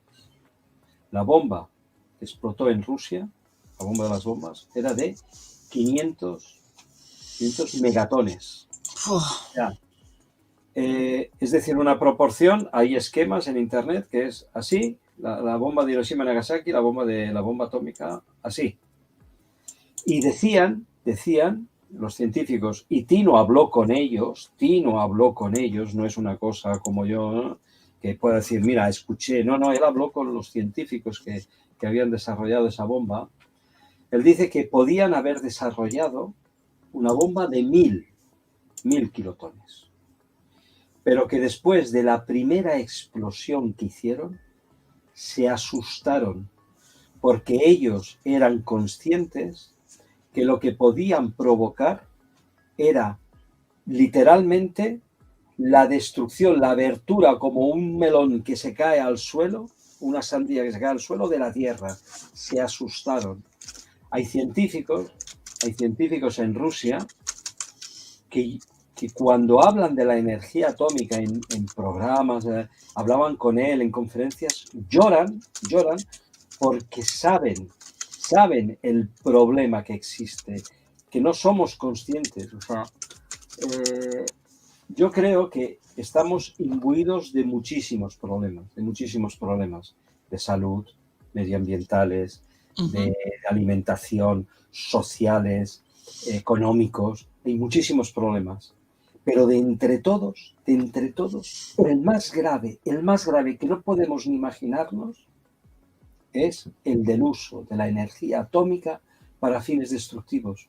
Nos lleva como humanidad al final, a un final apocalíptico, cuyos efectos de la radiación no se liberan de la noche a la mañana. Tino me decía que él había visto con sus propios ojos a personas que habían sufrido los efectos de la radiación en Chernobyl. Me decía, Marcos, una vez que tú lo ves eso, es que es inimaginable, no te lo puedes ni imaginar. Dice, no te lo puedes.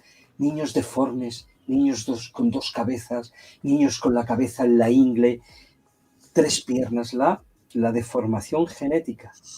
Esto ya impresiona escucharlo y además se transmite por generaciones, ¿no? Porque es algo que se va, si es que esos niños tienen también la capacidad de engendrar, suponiendo. Y no solo de que los lleguen niños. A la vida adulta y bueno, y claro, y también Y no solo de los niños, sino del hábitat que nos rodea. Claro. Y todos los animales, todo lo que la vegetación, todo deformado, digamos, todo deformado genéticamente por generaciones. Esta es buscando información sobre Eugenio para preparar este programa. Es un pequeño corto realizado por un italiano. Se puede encontrar en Vimeo, la historia de Eugenio, en el que de una manera figurada, es decir, con un actor que hace ver de Eugenio, recorre su experiencia desde que tienes el contacto con la nave que le compenetra el día de su cumpleaños cuando se va a trabajar, los comunicados. Y esta reproduce un poco también lo que estaba comentando antes del encuentro que tuvo Gorbachov con estas entidades. Muy bien, muy interesante. Así que la pueden ver en Vimeo, está diciendo ahí. Sí, está en italiano, pero sí. Si alguien quiere... Ma la possiamo capire. Sí, se puede entender, se entiende. Sí, perfecto. Sí, en mi página web, contactoconlasestrellas.com, al final hay un formulario de contacto. Si alguien quiere más datos a ese respecto, me envía un email, yo le paso el link, el enlace y podemos comunicar y profundizar en estos temas, ningún problema. Muchísimas gracias. Ahí lo estoy colocando de nuevo en el chat porque lo había tipeado mal. Ahí está, contactoconlasestrellas.com para que la gente pueda acceder a contactarte. Bueno, creo que nos queda 1 o 2 fotitos más y vamos a ir terminando el programa porque llevamos 1 hora 43. No te quiero, quiero explotar. La verdad que es un placer charlar contigo y siempre se nos desliza el tiempo como agua, ¿no? Pero bueno, vamos a cerrar con esta foto de Eugenio, que está ya sentado en su escritorio, para no irnos con imágenes tristes ni nada por el estilo. Y vamos a ver, a compartir esta otra imagen, a ver si la puedo compartir. Acá está. Ahí estamos. Ujú. Ahí está. Esta foto la puse, le tengo mucho cariño, porque esta foto la realicé yo. Qué linda. Esta Y foto... qué linda sonrisa, ¿eh? Creo que es sí, la única que lo he visto sonriente sí, en las fotos. tuve la oportunidad de... Yo, en el transcurso de la operatividad que estuve realizando en colaboración con Eugenio, tuve la oportunidad de visitarle 4 o 5 veces. Esta fue la penúltima que estuve y además tuve la oportunidad de ser huésped de su casa. Es decir, me dejó dormir en su casa. Estuve con él y fue una experiencia para mí personal muy afectuosa, muy querida. Y al día siguiente, antes de marcharme, él estaba en su despacho, donde, bueno, tenía sus comunicaciones, las cartas que recibía, donde atendía a la gente y tal. Y le hice esta foto. Y sí, fue una foto muy querida y muy apreciada por mí. Y en esa conversación, en ese momento, ese día tuvimos una conversación muy profunda, acerca de la personificación, que es un tema bastante extenso, no ya para hablar ahora, porque hemos hablado mucho, y que explica y da a entender perfectamente un fenómeno que ocurre y que le afectó también a él directamente en base a sus vidas, a lo que él hacía y a lo que puede pasar con nosotros, el tema de la personificación. La personificación lo dejamos pendiente para una próxima invitación que por supuesto ya te estamos extendiendo, querido Marcos, agradeciéndote mucho porque sé que estás con mucho trabajo, con los tiempos muy apretados, con viajes, con cambios de horarios, que estás trabajando por ahí de noche, entonces descansas de día, es un poquito más difícil, pero como a vos también te apasiona esto, también entiendo que... Se nota, ¿no? Claro, porque nosotros nos olvidamos de los horarios, del tiempo, de dormir. Sí. Medianoche, 7 minutos 7 minutos del domingo, los primeros minutos del domingo 28 de abril ya estamos viviendo por acá en las Europas, por allá del otro lado, por las Américas, están ahí en pleno disfrute de sábado a la tarde. Te quiero agradecer mucho tu presencia, tu calidez, tu gran claridad para explicar las cosas y tu gran humanidad sobre todas las cosas, Marcos, porque yo creo que es la sensibilidad que nos lleva a divulgar y a compartir estas cosas para que justamente la gente pueda tomar un poquito más de conciencia, ¿eh? Nos quedamos con esto de la personificación, que ahí ya me dan ganas de seguirte preguntando, pero me lo voy a guardar para el próximo programa, para cuando quieras y dispongas. Si querés me decís ya cuándo y ya se lo estamos dejando dicho a la gente ahí en el chat, y si no, nos tendremos que poner de acuerdo por privado. Bueno, ya nos pondremos. A ver el resultado de estas entrevistas, porque a lo mejor hay gente que no quiere saber nada y dice que estoy loco. No. Sí que quieren. Yo lo único, y para acabar, y lo hago en plan simpático, y no sé si es útil, pero bueno, siento de hacerlo. Dale. Conocí una persona y esta persona me decía, mira, cuando se hablan de cosas muy profundas del espíritu, cosas profundas, o que uno las siente profundas, se puede hablar de la vida, de lo que sea, pero que tú lo sientes profundo, dice. Está bien hacer algo simpático, hacer un chiste, contar algo simpático, porque ayuda a redimensionarlo, a centrarlo. Entonces, como para mí han sido temas muy profundos y muy importantes, se me ocurre contar algo simpático a modo de chiste o a modo de anécdota para... No, está bien, para bajar un poquito, para aligerar un poquito, ¿no? La carga, digamos. Sí, exacto. Y que tiene que ver con los extraterrestres, dice. En este tiempo, si los extraterrestres te abducen, no es un secuestro, es un rescate. Tienes razón. Lo había visto por ahí. Hay un chistecito gráfico medio parecido en esa onda, pero sí, claro. Hay gente parada en las puntas de las montañas, ¿no? Vénganme a buscar. Y hay otro que también es un poco más malévolo. A ver si me entiendes, ¿no? No quiero ser catalogado de... Pero ahí se ve un platillo volante con unos extraterrestres que han bajado, se ve un hombre y se ve un perro. Oye, el perro está ahí sentadito, tranquilo, ¿no? Y va el hombre y le dice a los extraterrestres, dice, ¿venís por mí? Y le dice a los extraterrestres, no venimos por ti, venimos por él, señalando al perro, ¿no? Claro. Es muy lindo, el perro estaba pidiendo por Yo entendí viendo eso, que es las calidades, ¿no? Porque yo me acuerdo que mi padre decía, no entiendo, ¿no? Para insultar a un hombre, para insultarle, se le dice que es un perro, y en cambio para mostrar por ese mismo hombre conmiseración, se dice que es un pobre diablo, ¿no? Dice, cuando en realidad un perro es casi la síntesis de todos los valores que debería desarrollar de manera natural un hombre. Fidelidad, de un buen perro, ¿me entiendo? Claro, todo es matizable, ¿no? Claro, decir, no, pero decir, porque se le supone un perro, ¿no? Fidelidad, entrega, sacrificio. No, pero los perros malos generalmente son los que los entrenan para atacar.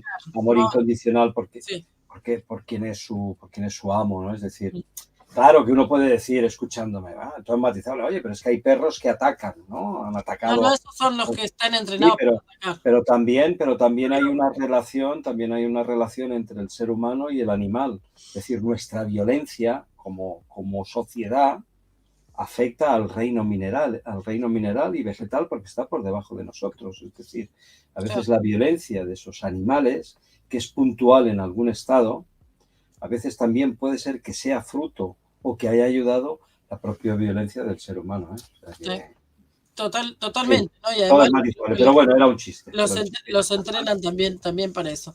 Bueno, gente, gracias por habernos acompañado. Gracias, Marcos, Amadío. Un fuertísimo abrazo. Matilla a todos. Hasta España. Un placer, como siempre, tenerte acá en nuestro canal. Las puertas están abiertas para la próxima emisión, que creo que nos vamos a ir por ahí por lo de la personificación y alguna cosita más. Una cosita más que ha quedado en el tintero. Seguiremos hablando. Gracias, querido. Un abrazo grande. Gracias, gente, por habernos acompañado. Nos estamos viendo el miércoles. Que tengan buen fin de semana. Gracias. Chao. Chau.